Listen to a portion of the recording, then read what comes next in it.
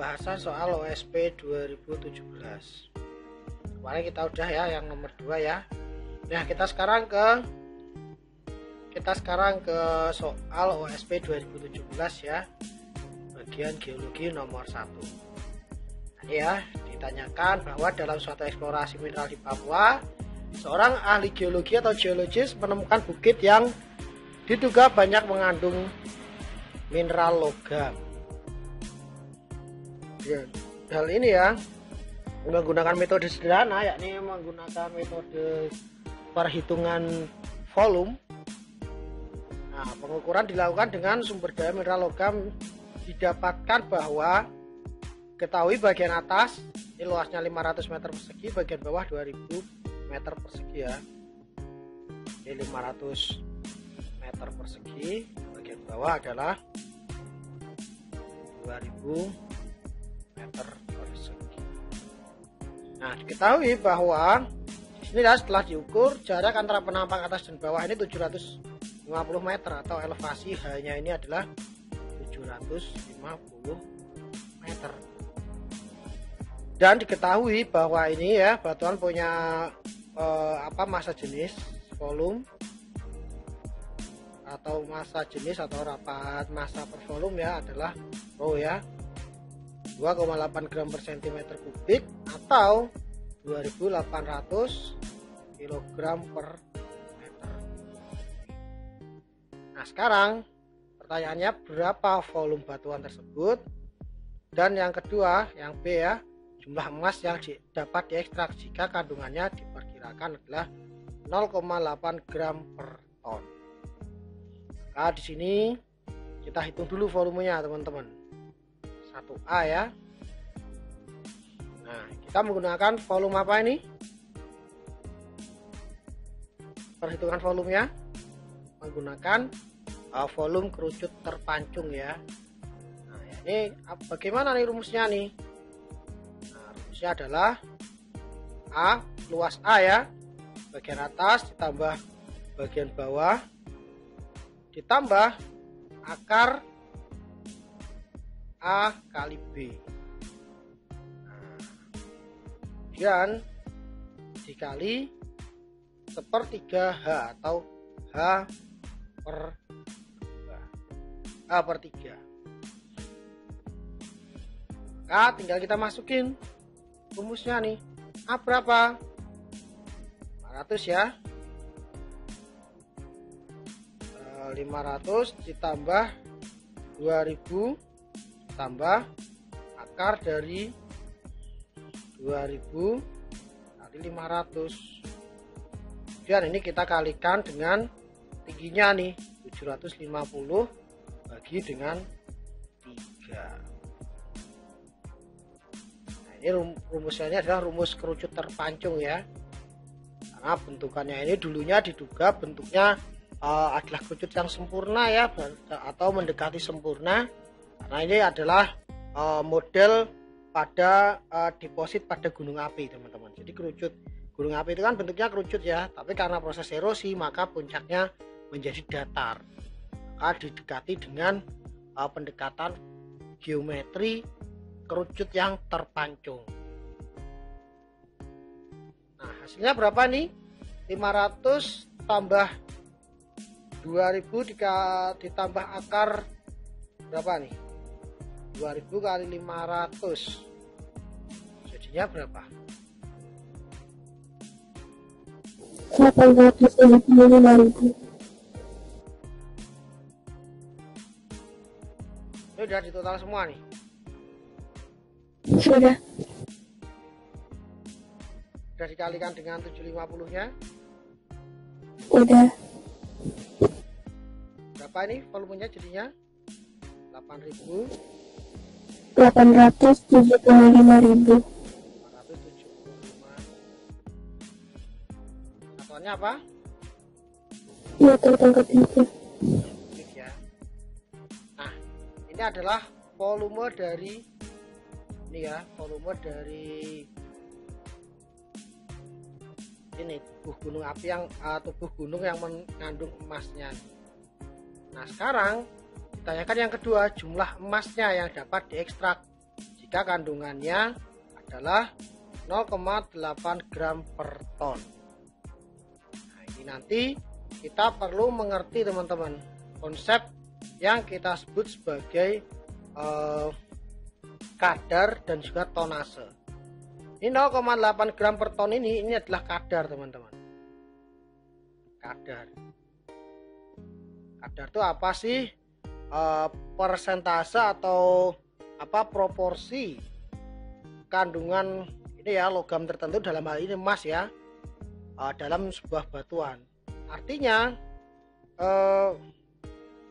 dalam ini kalau kita artikan 0,8 gram per ton ini dalam 1 ton batuan dia mengandung 0,8 gram emas. Nah, kadar 0,8 gram per ton ini bisa kita nyatakan juga dengan 0,8 apa teman-teman part per million atau ppm. Kenapa? Karena 1 ton ini kan sama dengan berapa gram? 1 juta gram ya. Berarti dia kandungannya adalah 0,8 gram per 1 juta gram. Hanya ini 0,8 bagian per 1 juta bagian. Artinya kalau kita nyatakan, bisa juga kita nyatakan dalam gram per ton ini dengan apa ini teman-teman? Dengan ppm ini. Nah, atau kalau mau kita keluarkan ya rumusnya, atau kita keluarkan nilainya, jadi ya gini, 0,8 gram per 1 juta gram. Ya gimana? Per 1 juta gram massa batuan yang mengandung 0,8 gram emas. Ini artinya kadarnya 0,8 gram per ton. Itu artinya seperti itu teman-teman. Jadi nanti kita menghitung jumlah emas yang diekstrak, nanti tinggal kita kalikan kadarnya dikali dengan masanya. Nah, massa ini, massa batuan yang ditambang ya, katakan ini kita punya dalam parameter penambangan ini ada 2 pertimbangan teman-teman untuk kita menghitung analisis ekonomi tambang. Intinya jadi ketika menambang kita nggak cuma asal tambang teman-teman, tapi kita juga harus menghitung rasio antara cost dan juga revenue-nya, atau biaya dan juga pendapatan yang diterima. Jadi antara revenue ya, revenue itu penghasilan yang diterima dibagi dengan jumlah tambang, jumlah biayanya, maka dia harus positif atau harus lebih dari 1. Kalau kurang dari 1 ya nggak diambil, meskipun mungkin nilainya gede atau mungkin nilainya banyak nih kalau dirupiahkan. Tapi kalau katakan setelah kita hitung ternyata biayanya katakan 50M nih, dapatnya 40M, orang yang nggak mau nambang. Tapi paling nggak dia harus dapat balik modal. Tapi nggak mungkin orang juga mau balik modal kan, karena orang nambang keluar operasional dan otomatis mereka pasti butuh keuntungan ya. Maka harus investor itu perlu mempertimbangkan aspek BC ratio atau benefit cost ratio. Nah, ini kalau teman-teman yang IPS ini pasti belajar sedikit-sedikit ya di bagian ekonomi. Benefit cost ratio itu adalah rasio antara yang didapat dibanding dengan rasio keuntungan dengan biayanya. Nah, paling tidak nanti investor itu pasti investor ya yang penyuntik dana untuk tambang ini, karena jarang tambang itu dimiliki oleh perorangan ya, tapi mestinya dari investor dananya. Nah, mereka pasti akan menaruh setidaknya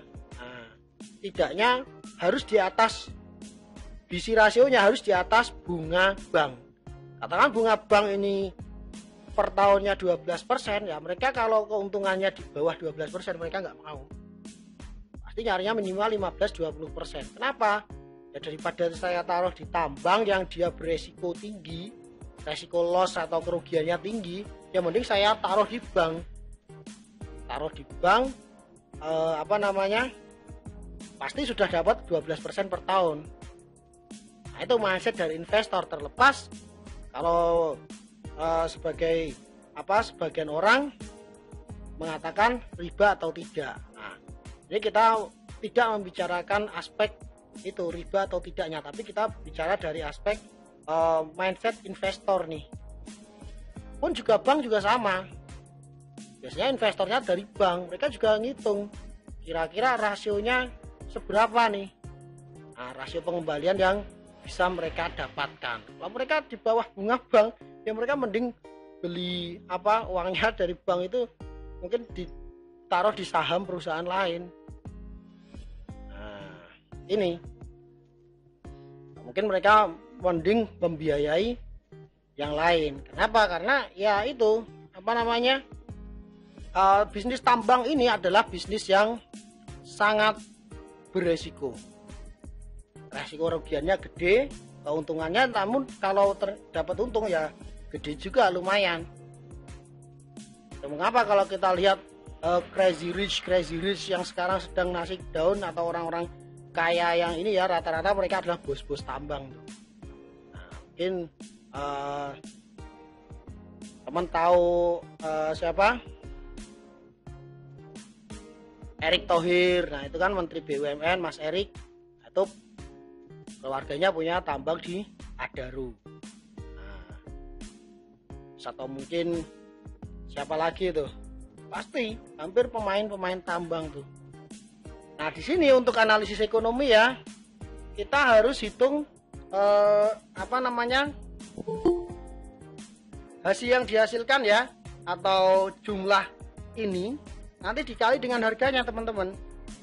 Katakan dapat emas 1 ton, atau emas cadangannya dihitung ternyata ada 100 ton, atau 100 ton gede banget, katakan 1 ton aja, nanti dikalikan dengan harganya berapa, harga pasarannya dibagi dengan dikurangi operasionalnya, maka kelihatan positif atau negatif rasionya. Jadi revenue atau penghasilan tambang itu nanti rumusnya adalah kita pakai rumus sederhana, perkalian sederhana. Gimana? Yaitu hasil komoditas yang dihasilkan, katakan misalnya ini emas kadarnya sekian ton nih, dikali dengan harga emas saat itu, lalu dikurangi dengan dengan operasional ya, nanti akan ketemu positif atau negatif tuh. Kalau positif berarti dia kalau positif berarti pendapatannya lebih tinggi. Nanti dilihat rasionya terhadap operasional itu berapa persen, atau terhadap investasinya berapa persen. Nah, atau ROI-nya kita istilahnya return on investment. Jadi dia katakan nyuntik dana 100M, baliknya berapa? Mereka nggak mungkin investor mau balik 5M, mereka masukin 100M. Nah, pasti dihitung ROI-nya. Biasanya rata-rata yang menarik itu di atas 10% ROI-nya, atau setidaknya di atas bunga bank. Katakan 100 miliar bunga bank, ya katakan pas 10%. Otomatis kan kalau mereka naruh di bank, di deposito kan, mereka kan dapat 10M ya, bersih tuh. Nah, tahun depan sudah ngantongi 110M dari dana 100M tersebut.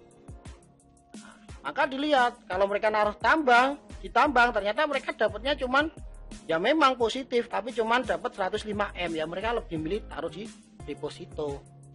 Tapi setelah dihitung-hitung analisis, ternyata ROI-nya, return on investment-nya, pengembalian investasinya, jadi total setelah dihitung-hitung untungnya adalah pendapatannya dari 100M dapat pendapatan 130M. 130M berarti dapat untung berapa? 30M ya, berarti 30 per 100, 30%. Nah, mereka baru mau ambil tuh kalau kayak gitu. Ntar ROI-nya di atas bunga bank. Nah, dari sini kita disuruh ngitung dalam ini, nanti kajian analisnya dengan analisis feasibility study teman-teman. Jadi dalam tambang itu banyak prosedurnya. Nanti salah satunya adalah feasibility study, studi kelayakan. Studi kelayakan tambang. Nah itu nanti yang dihitung apa tuh? Antara yang didapat dengan harganya di pasaran, kan kita bisa dapat penghasilan kan. Nah dibandingkan dengan pengeluarannya lebih gede mana. Dan nanti itu pun kalaupun lebih gede penghasilan, dilihat berapa persen keuntungan dibagi dengan investasinya. Ternyata keuntungannya di atas bunga bank, mereka baru mau ambil di situ. Tapi kalau di bawah itu mereka biasanya investor nggak mau ambil.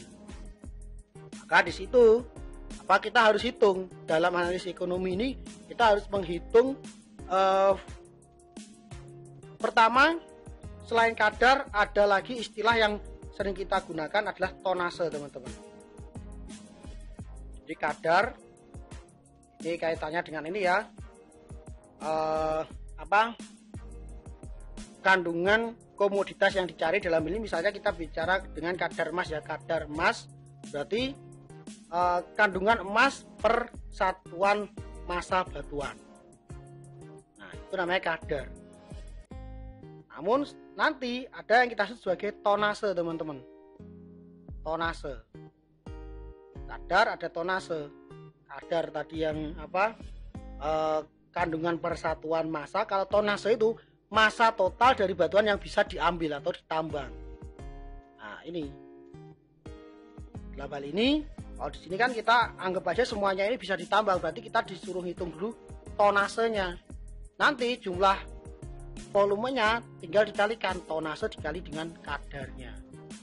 Nah di sini kita hitung dulu tonasenya berapa ini, atau massa keseluruhannya adalah berapa ini, massa batuan yang bisa diambil adalah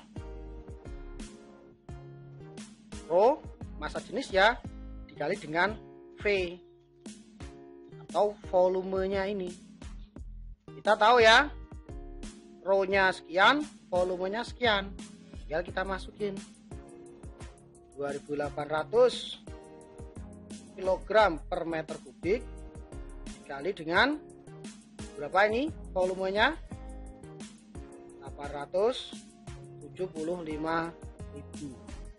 meter kubik.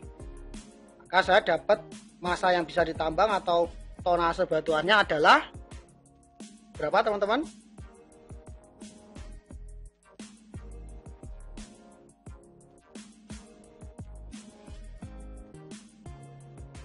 2.800 kali 875.000.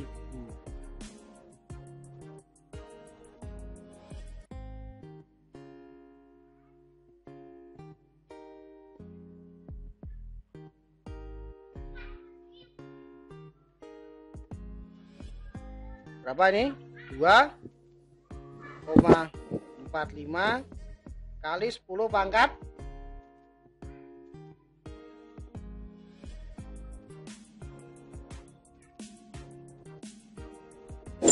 9 ya, 9 kilogram. Ini adalah tonase dari batuannya nih, atau tonasenya yang bisa kita tambang di sini. Nanti tinggal jumlah yang bisa diekstrak atau jumlah emas yang bisa diekstrak ya, emas yang diekstrak sama dengan ini, massa dikali dengan kadarnya nih. Kadar itu kita nyatakan dalam biasanya ppm nih. Berarti berapa ini? 2,45 kali 10 pangkat 9 kilogram. Nah ini nanti tinggal di ini ya teman-teman ya, bisa kita masukkan ini. Kalau ini tadi udah kita keluarkan ya 0,8 per 1000 gram nih. Ini tinggal kita buang ininya, gramnya ya, tinggal kita kalikan nih. 0,8 per 1 juta ya, maaf 1 juta bagi 10 pangkat 6. berapa ya, berapa ini hasilnya?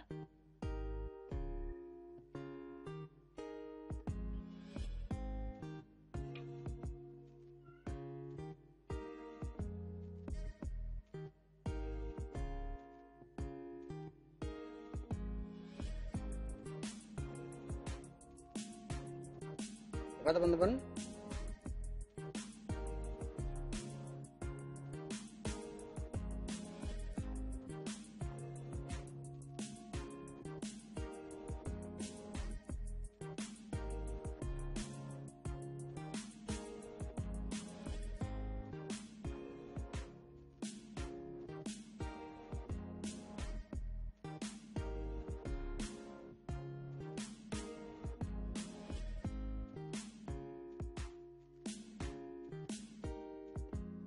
Halo.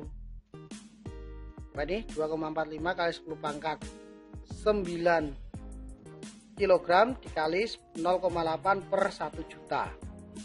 Hasilnya adalah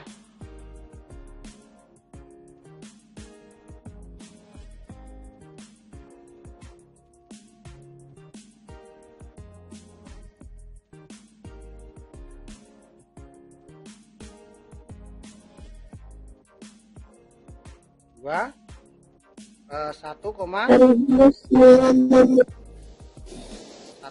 1960. Apa ini satuannya? Kilogram. Gram ya. Atau kalau misalnya kita nyatakan dalam gram ya tinggal kita kali 1000. 1,96 kali 10 pangkat 6 gram. Atau kalau nyatakan dalam ton ya tinggal kita bagi dengan 1000 atau sama dengan 1,96 ton. Oke, ada pertanyaan sampai sini teman-teman? Jadi pertama kita hitung tonasenya dulu. Kan kita dapat tonase ya dari nilai ini. Tonase kemudian dikali dengan kadar. Nah, kadarnya bisa kita terjemahkan pakai cara ini tadi. 0,8 gram per ton berarti ada 0,8 gram per 1 juta gram. Nah, berarti kadarnya adalah 0,8 per 1 juta. Tinggal nanti kita kalikan nih dengan massa atau tonase dari batuan yang ditambang nih. Maka kita bisa dapat emas sebesar ini 1,96 ton.